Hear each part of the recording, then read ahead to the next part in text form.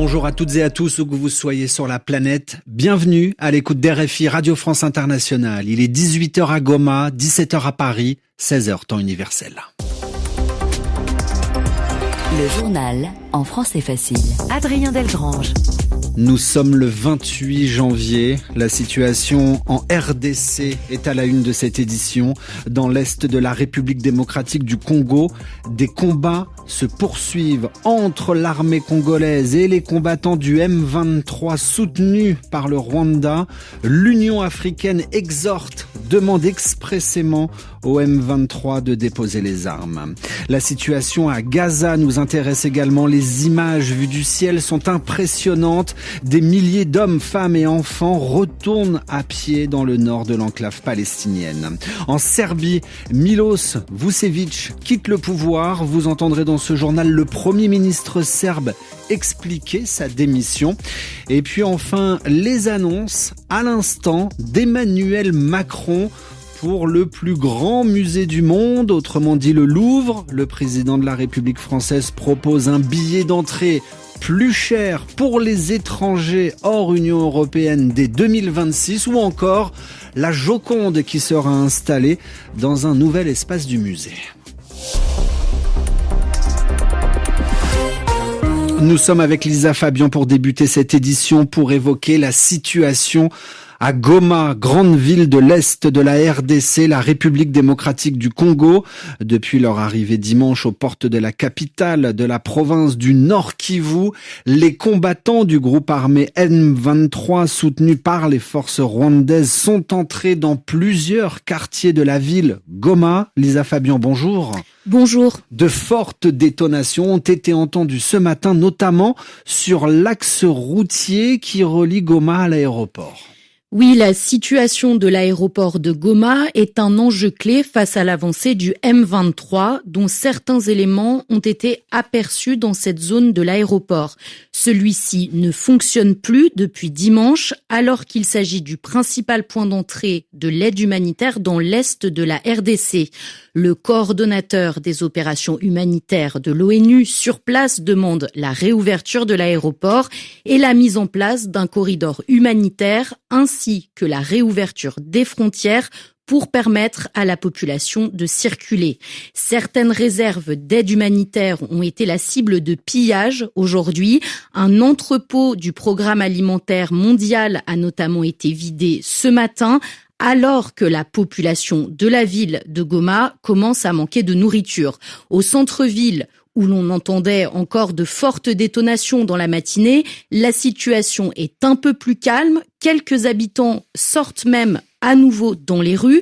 Certains ont dit avoir vu des cadavres sur les routes. Des corps sans vie ont aussi été acheminés ces dernières heures dans l'un des hôpitaux qui reçoit les nombreux blessés de la ville de Goma.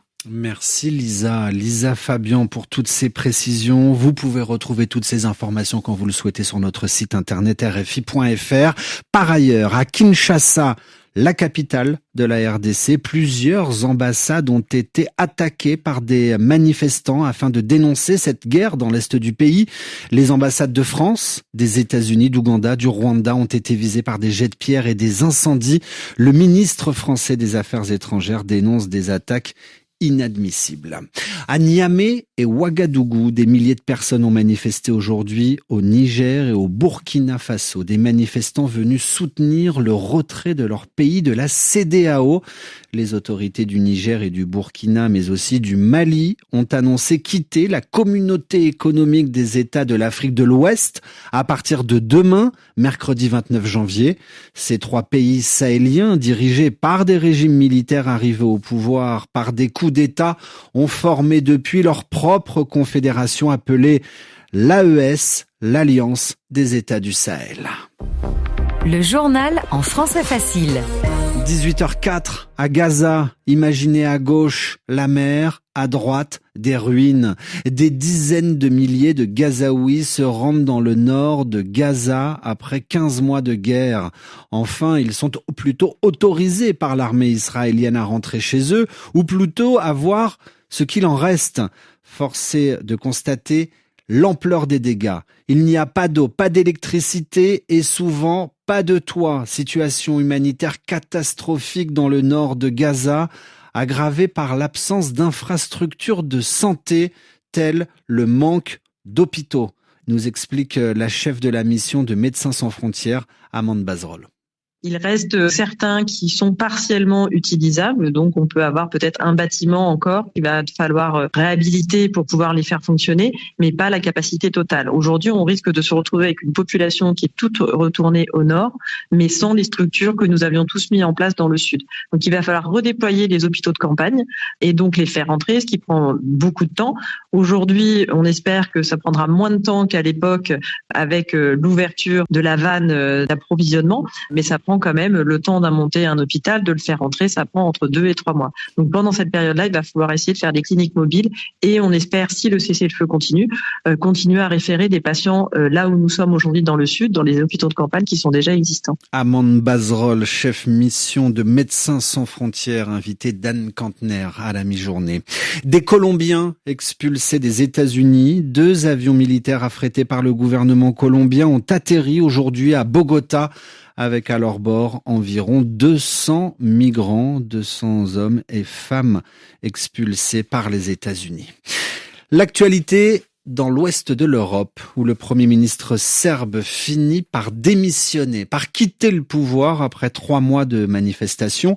Les étudiants en tête ont poussé vers la sortie Miloš Vučević.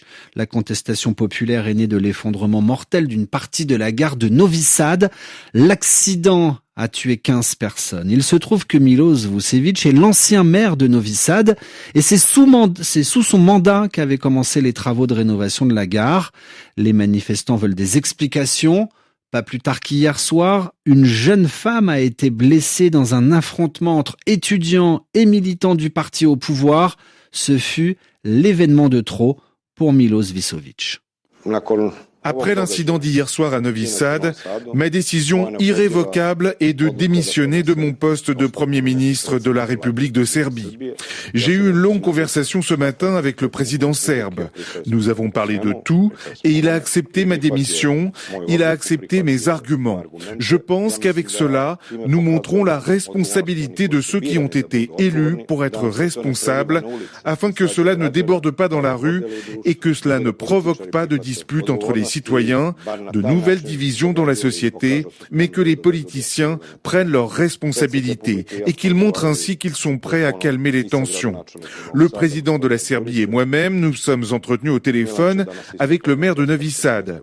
Il démissionnera également aujourd'hui de son poste de maire de Novi Sad pour montrer une partie de sa responsabilité. Et avec cela, nous aurons répondu aux demandes les plus politiques des manifestants les plus radicaux. La démission du Premier ministre serbe, les manifestants maintiennent toujours la pression et annoncent un nouveau grand rassemblement à Novi Sad ce samedi 1er février. Refermons ce journal juste avant de retrouver Radio Foot International en parlant de Neymar qui quitte l'Arabie Saoudite. Le club Al Hilal et le joueur brésilien se séparent. Neymar qui apparemment ne laisse pas un grand souvenir de son passage en Arabie Saoudite. La suite, c'est notre correspondant à Riyad, Joseph Clément, qui nous la raconte. 1 an et demi et ça sera tout. Sur le réseau social X, le club saoudien d'Al Hilal annonce une séparation d'un accord commun avec son joueur star, tout en exprimant sa gratitude et sa reconnaissance envers Neymar pour ce qu'il a apporté, je cite, tout au long de son passage au club. Une séparation polie, mais dans les faits, le joueur n'a pas particulièrement brillé. Recruté à l'été 2023 pour un contrat en or estimé à 100 millions d'euros par saison, Neymar n'aura été engagé que 7 fois sur les pelouses saoudiennes pour un total d'1 but et de 3 passes décisives sous le maillot bleu du club. Un bilan plutôt maigre, même s'il faut reconnaître que Neymar a dû faire une pause en octobre 2023 en raison d'une rupture des ligaments croisés au genou gauche. 1 an plus tard, il retrouvait la pelouse face aux Émirats Arabes Unis en Ligue des Champions asiatiques, mais sans convaincre. Victime de nouvelles blessures, le joueur quitte donc son club aujourd'hui. Habitué à recruter des joueurs de renom tels que Cristiano Ronaldo ou encore Karim Benzema, l'Arabie Saoudite voit le départ de Neymar comme un coup de frein dans la stratégie du pays, à peser sur la scène du football mondial. Le royaume doit accueillir la Coupe du monde de football en 2034. Joseph Clément, Riyad, RFI.